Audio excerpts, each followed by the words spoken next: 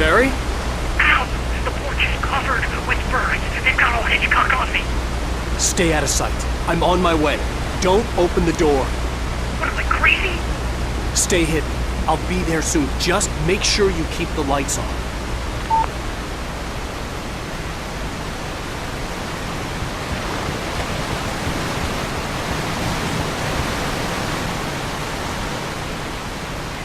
I still had to reach Barry at the cabin, but at least I was out of the woods.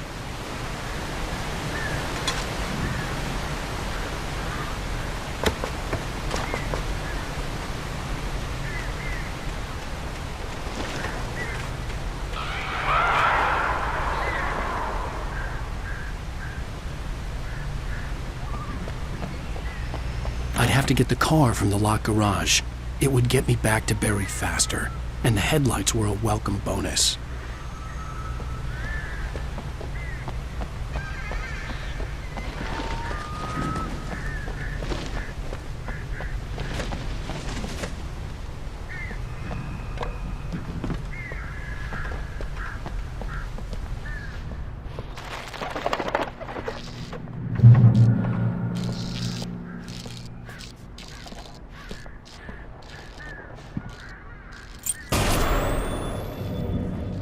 A story is not a machine that does what you tell it. A story is a beast with a life of its own. You can create it, shape it, but as the story grows, it starts wanting things of its own. Change one thing and you set off a chain reaction of events that spreads through the whole thing. The characters have to be true to themselves. The events need to follow a logic that fits the story. A single flaw and the magic is gone. The story dies. Alice dies. You can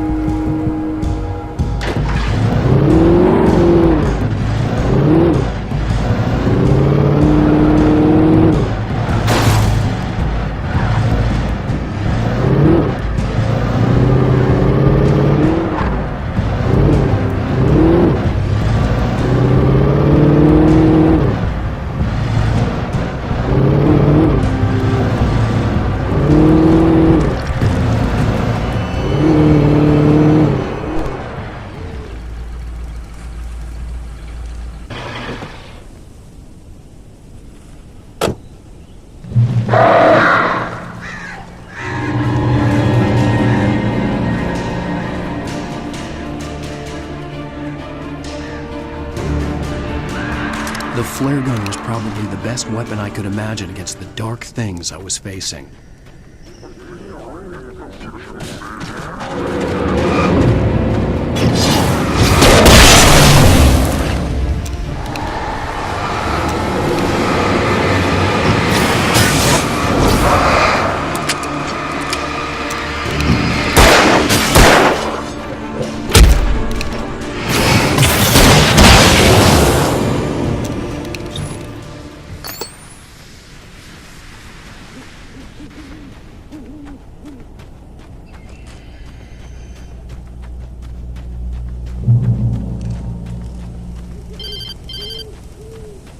It was the kidnapper. You son of a bitch! Where's my wife? Enough horseplay, Wake. You deliver the manuscript, and you can have your woman back. Simple as that. I don't... Listen.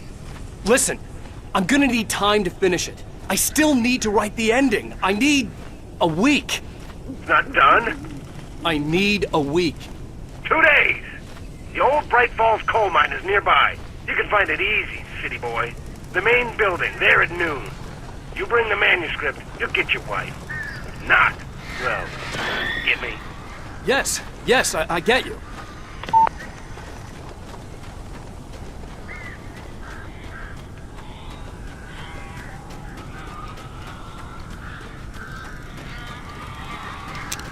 Barry had talked about birds over the phone.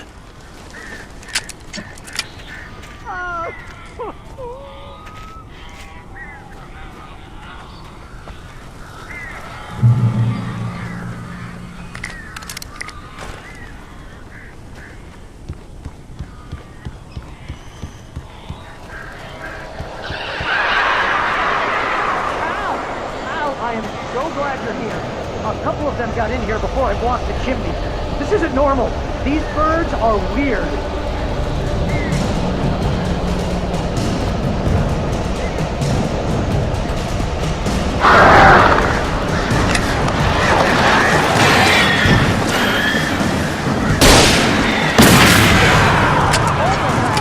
Ow, make them go away, please!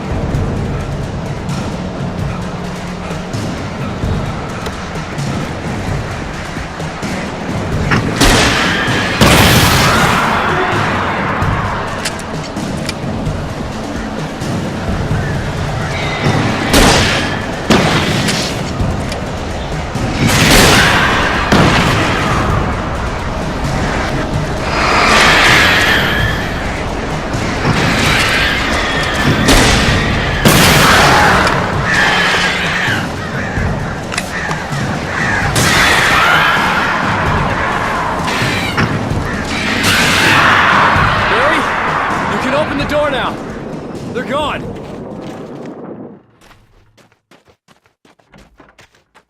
Hey, Al. I'm sorry for thinking you were having a psychotic episode, man. I sent Barry to the town to ask around about a man fitting the kidnapper's description. He'd go through the archives of the local paper. Perhaps he could learn something. Anything about the island and the cabin that had disappeared. The man wanted a manuscript. I had to try to write him one to get Alice back.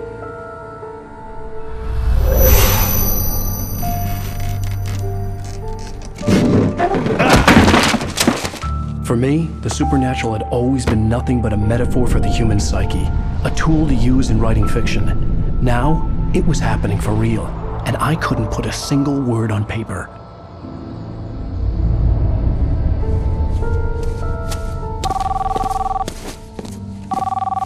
Barry Wheeler speaking. Hey, this is Rose. Rose? I found Mr. Wake's pages. Oh, you sweet, brilliant girl. Could you and Mr. Wake come get them? I live in the trailer park outside the town. We'll be there in less than an hour. Bye now. See you soon. Have a great day. Hope you come back soon. Welcome to the Oh Dear Diner. Good girl.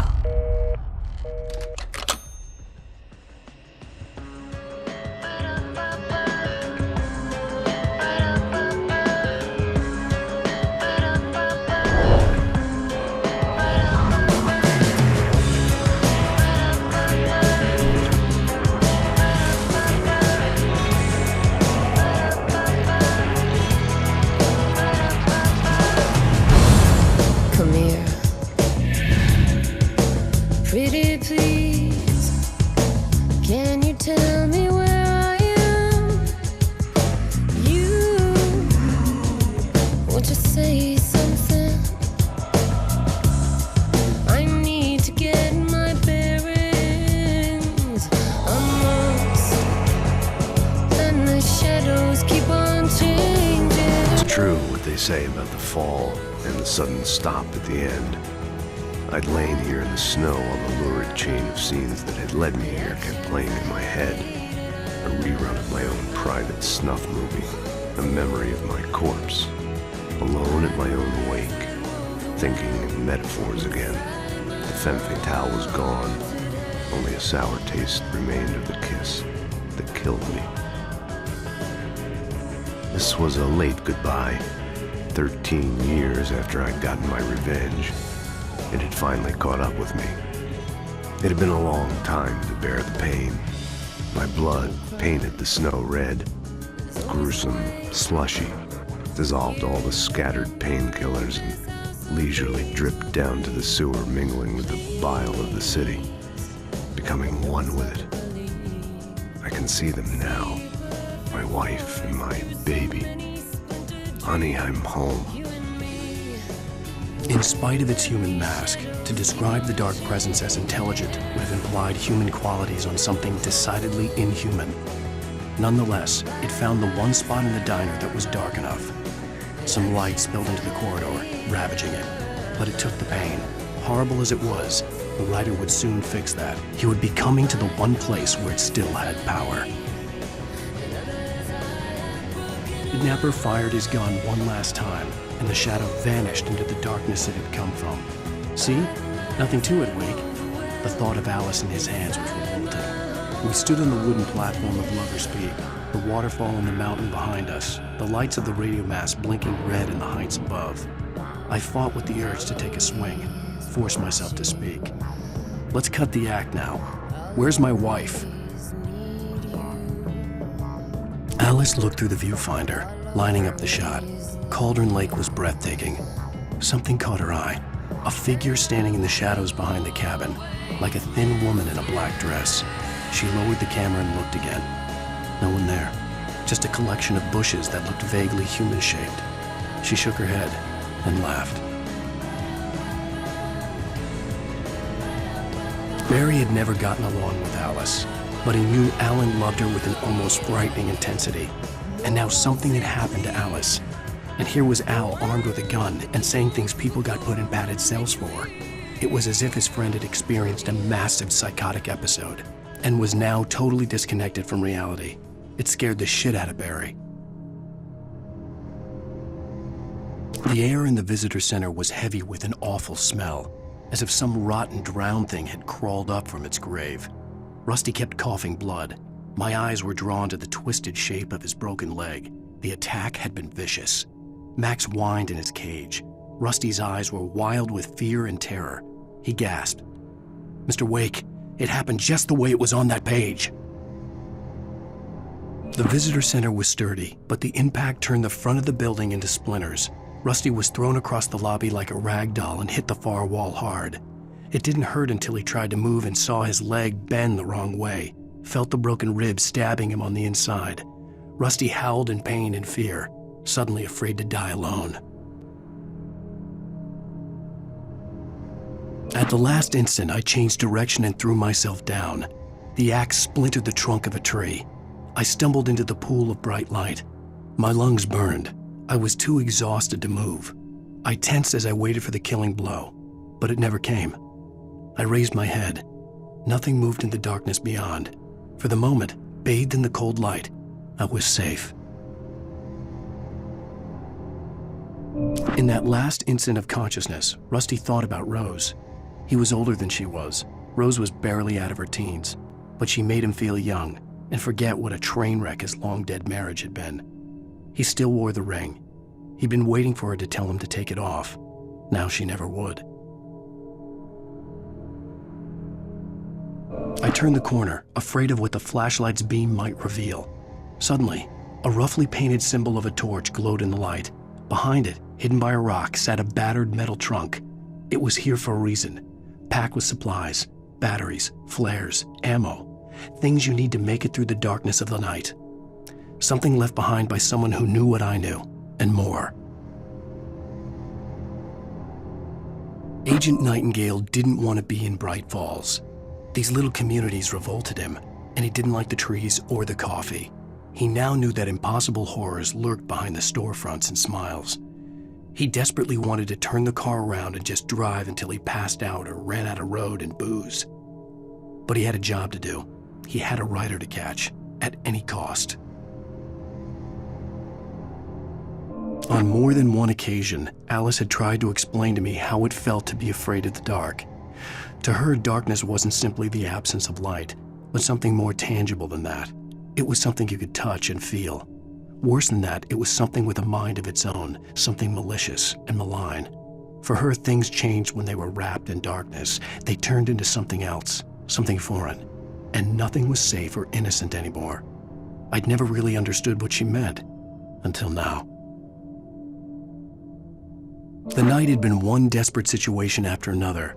I was exhausted, and my body felt as though it had been chewed up and spat out.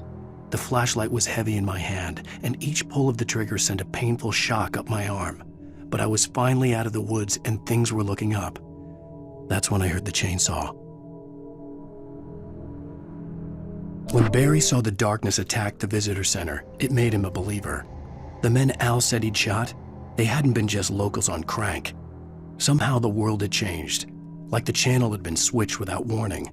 You think you're watching a sitcom, and you're really watching a horror show.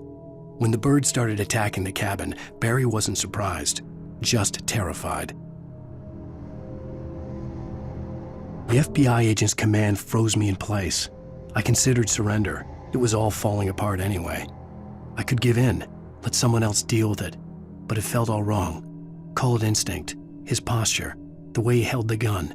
He was no friend. Shots ringing in my ears, I leaped for the hole in the fence and stumbled into the darkness beyond. The dark presence had touched the girl to lure the rider into a trap. Now it was night, and he lay helpless, drugged, lit only by the flickering of the TV screen filled with static. Shadows coalesced in the room as the dark presence leaned close to the rider, ready to touch him again. Back to work, boy. Rose knew that Rusty was in love with her, and she liked him too. She liked him a lot. He taught her to dance, and life had certainly taught her the value of a man who was gentle. He treated her well, made her smile, made her feel good.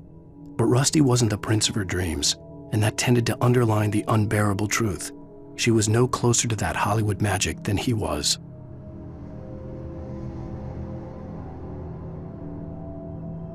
Nobody in Bright Falls seemed to know where Al was, but Rose, the waitress at the diner, had seen him.